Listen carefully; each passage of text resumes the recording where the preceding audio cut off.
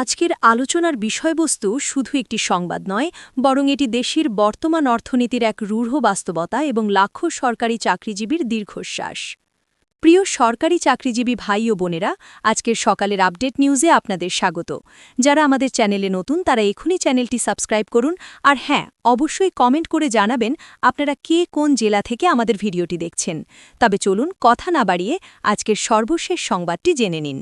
একটি দেশের অর্থনীতির চাকা সচল রাখতে হলে এবং সাধারণ মানুষের জীবনযাত্রার মান ঠিক রাখতে হলে মূলত দুইটি পদ্ধতি অবলম্বন করা হয়। এর প্রথমটি হল ইনফ্লেশন বা মুদ্রাস্ফীতি নিয়ন্ত্রণ করা, অর্থাৎ দ্রব্যমূল্য সাধারণ মানুষের ক্রয়ক্ষমতার মধ্যে রাখা, আর দ্বিতীয় পদ্ধতিটি হল মানুষের ইনকাম অ্যাডজাস্টমেন্ট বা আয়ের সমন্বয় করা। অর্থনীতির সহজ সূত্র বলে, যখন বাজারে দ্রব্যমূল্য বাড়তে থাকবে তখন মানুষের আয়ও সেই অনুপাতে বাড়াতে হবে, যাতে তারা সেই বর্ধিত মূল্যের সাথে খাপ খাইয়ে নিতে পারে। কিন্তু বাংলাদেশের বর্তমান প্রেক্ষাপটে আমরা এক অদ্ভুত এবং বৈষম্যমূলক চিত্র দেখতে পাচ্ছি। আমাদের সমাজের দিকে তাকালে দেখা যায় যে বেসরকারি খাতের ব্যবসায়ী বা দিনমজুর শ্রেণীর কর্মজীবীরা দ্রব্যমূল্য বৃদ্ধির সাথে সাথে বা পরিস্থিতির উপর ভিত্তি করে ধীরে ধীরে তাদের আয় বা ইনকাম বাড়িয়ে নিতে পারেন বা অ্যাডজাস্ট করতে পারেন। একটি খুব সাধারণ উদাহরণ দিয়ে বিষয়টি পরিষ্কার করা যাক। ধরুন, আপনি প্রতিদিন বাসা থেকে অফিসে যাওয়ার জন্য রিকশায় ৩০ টাকা ভাড়া দিতেন। হঠাৎ একদিন প্রবল বৃষ্টি হলো বা রাস্তায় পানি জমে গেল, তখন কিন্তু সেই রিকশাওয়ালা ৩০ টাকা ভাড়া বাড়িয়ে ৪০ টাকা বা ৫০ টাকা দাবি করেন এবং যাত্রীরা তা দিতে বাধ্য হন। একইভাবে বাজারে যখন কোনো পণ্যের সরবরাহ কমে যায় বা দাম বাড়ে, তখন ব্যবসায়ীরাও তাদের পণ্যের দাম বাড়িয়ে নিজেদের মুনাফা ঠিক রাখেন।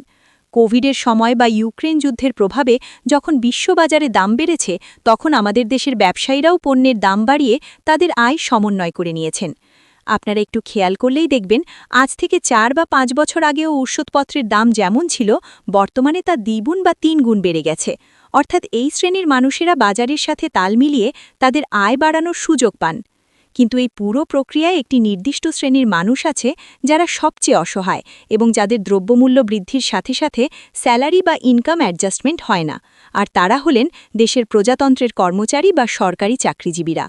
অথচ অর্থনীতির যুক্তি অনুযায়ী একটি নির্দিষ্ট সময় পরপর অটোমেটিক্যালি বা স্বয়ংক্রিয়ভাবে এদের স্যালারি অ্যাডজাস্ট হওয়া উচিত ছিল।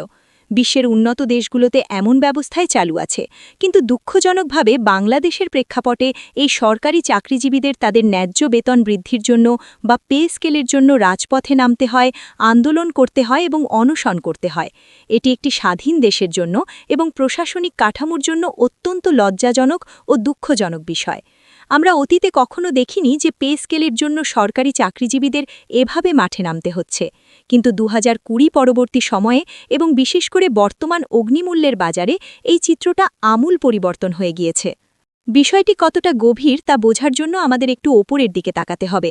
একবার ভেবে দেখুন, যারা দেশের পলিসি মেকার বা নীতি নির্ধারক, ধরুন আমি বাংলাদেশ ব্যাংকের ঊর্ধ্বতন কর্মকর্তা বা অর্থ মন্ত্রণালয়ের সচিব পর্যায়ের কর্মকর্তাদের কথা বলছি, যারা দেশের আর্থিক সেক্টরের পলিসি তৈরি করেন, তাদেরকেও যদি প্রতিদিন পে স্কেলের সংবাদের জন্য অপেক্ষা করতে হয়, আপডেট দেখতে হয় এবং নিউজ পড়তে হয় যে কবে একটি পে স্কেল দিবে, তাহলে বুঝতে হবে দেশের অর্থনৈতিক অবস্থা কতটা করুণ। একজন পলিসি মেকার যার কাজ দেশের অর্থনীতি ঠিক করা, তার নিজেরই যদি খোঁজ নিতে হয় যে কবে পে স্কেল হবে বা তার সংসার কিভাবে চলবে, তাহলে তার মানসিক অবস্থা সহজেই অনুমেয়। আর যারা রুট লেভেলে বা মাঠ পর্যায়ে কাজ করেন, যারা দেশের উন্নয়নের চাকা সচল রাখেন, তাদেরও যদি প্রত্যেকদিন সকালে উঠে পকেটের দিকে তাকিয়ে দুশ্চিন্তা করতে হয় যে আমার পকেটে কত টাকা আছে বা পে স্কেল কি আদৌ দিবে, তাহলে তারা কতটা ডেডিকেশন বা একাগ্রতা নিয়ে দেশের জন্য কাজ করতে পারবেন। এটি আসলে তাদের কাছে শতভাগ প্রত্যাশা করা যায় না। ক্ষুধার্ত পেটে দেশপ্রেম বা সেবার মনোভাব ধরে রাখা কঠিন। আমরা প্রায়ই বলি বাংলাদেশে কারাপশন বা দুর্নীতি আছে, কিন্তু আমরা কি কখনো ভেবে দেখেছি এই দুর্নীতির মূল কারণ কি?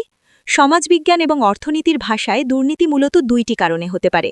একটি হলো সুযোগ থাকা, অর্থাৎ সিস্টেমের দুর্বলতার কারণে দুর্নীতি করার সুযোগ থাকা, আর দ্বিতীয় এবং প্রধান কারণটি হলো অভাব বা অদভাব। আপনি যখন সিস্টেমে দুর্নীতির সুযোগ রেখে দিবেন এবং একই সাথে কর্মচারীর পকেটে অভাব রেখে দিবেন, তখন একটা মানুষ বাধ্য হয়ে বা পরিস্থিতির শিকার হয়ে দুর্নীতির দিকে পা বাড়াবে। এটাই মানুষের স্বাভাবিক প্রবৃত্তি। আপনি যখন একজনকে তার প্রয়োজনের তুলনায় অনেক কম বেতন দেবেন, তখন সে তার পরিবারের চাহিদা চাহিদা মেটাতে বিকল্প আয়ের পথ খুঁজবে এবং তখনই দুর্নীতির জন্ম হয়। এই কারণে একটি নির্দিষ্ট সময় পর এই দেশগুলোতে পে স্কেল অর্থাৎ স্যালারি অ্যাডজাস্টমেন্ট বা বেতন সমন্বয় করা খুব বেশি জরুরি। তা না হলে দেখবেন হাজারো আইন করেও দেশের সুশাসন কখনোই আসবে না এবং দুর্নীতিমুক্ত প্রশাসন গড়া অসম্ভব। দীর্ঘ 10 বছর ধরে দেশে কোনো নতুন পে স্কেল হয়নি এবং এটি এখন 11 বছরে পা দিয়েছে। 2015 সালের বেতন কাঠামো দিয়ে 2026 সালের বাজারে টিকে থাকা যে কতটা অমানবিক তা ভুক্তভোগী ছাড়া কেউ বুঝবেন না। আমরা এবং দেশের লাখো কর্মচারী প্রত্যাশা করেছিলাম এই দীর্ঘ সময় এসে অন্তত একটি পে স্কেল হয়ে যাবে, কারণ সরকারের পক্ষ থেকে পে কমিশন গঠন করা হয়েছিল এবং অনেক আশ্বাস দেওয়া হয়েছিল। কিন্তু অত্যন্ত পরিতাপের বিষয় হল পে কমিশন তাদের চূড়ান্ত রিপোর্টটা এখনও সরকারের কাছে জমাই দিতে পারেনি। আমরা সর্বশেষ গতকাল 15 জানুয়ারি পর্যন্ত খবর নিয়ে জানতে পারলাম যে পে কমিশন এখনও নির্ধারণ করতে পারেনি সর্বোচ্চ বেতন কত হবে বা সর্বনিম্ন বেতন কত হবে। এটি কমিশনের অধ্যক্ষতা নাকি কালক্ষেপণ তা নিয়ে প্রশ্ন তোলার যথেষ্ট কারণ আছে। আসলে দেখুন, একটি পে স্কেল তৈরির মূল ভিত্তিই হল সর্বোচ্চ এবং সর্বনিম্ন বেতন নির্ধারণ করা। আমি যখন বেতন নির্ধারণের জন্য কাজ করব তখন তো সবার আগে এই বেসিকটাই ঠিক করার কথা, কারণ আমি শুরুই তো করব এই জায়গা দিয়ে যে বেসিকটা আসলে কত হবে বা আমি বেসিক কতটা বাড়াবো। এখন সেই মৌলিক কাজটিই যদি কমিশন না করতে পারে তাহলে কিভাবে এই স্বল্প সময়ের মধ্যে পে কমিশন তাদের পূর্ণাঙ্গ রিপোর্ট প্রদান করবে তা আমাদের বোধগম্য নয়। আর সামনে আছে মাত্র কয়েকটি দিন, সর্বসাকুল্যে 25 দিনের মতো সময় আছে জাতীয় নির্বাচনের আগে। এই অন্তিম মুহূর্তে এসেও যদি পে কমিশন নির্ধারণ করতে না পারে যে সর্বনিম্ন বেসিক কত হবে এবং সর্বোচ্চ বেসিক কত হবে, তবে তা হতাশাজনক।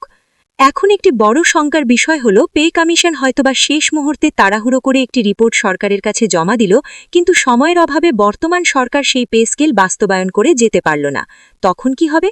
পরবর্তী নির্বাচিত সরকার এসে যে পে কমিশনের এই রিপোর্ট বা সুপারিশ গ্রহণ করবে বা সেই অনুযায়ী কাজ করবে তার নিশ্চয়তা কতটুকু? এর কোনো আইনি বা সাংবিধানিক নিশ্চয়তা আছে কি? মোটেও নেই। এটি তো জাস্ট একটা সুপারিশ মাত্র। নতুন সরকার এসে বলতেই পারে যে আমরা আগের কমিশনের রিপোর্ট মানব না, আমরা নতুন করে কমিটি করব। তখন বিষয়টি আবার দীর্ঘসূত্রিতায় পড়ে যাবে এবং আরও 2-3 বছর পিছিয়ে যাবে। তাই আমরা নিশ্চিত থাকতে পারছি না যে পরবর্তী সরকার এই সুপারিশ বাস্তবায়ন করবে। তারা তো চাইতেই পারে তাদের নিজেদের রাজনৈতিক এজেন্ডা বা পছন্দ মতো করে নতুন বেতন কাঠামো প্রণয়ন করবে।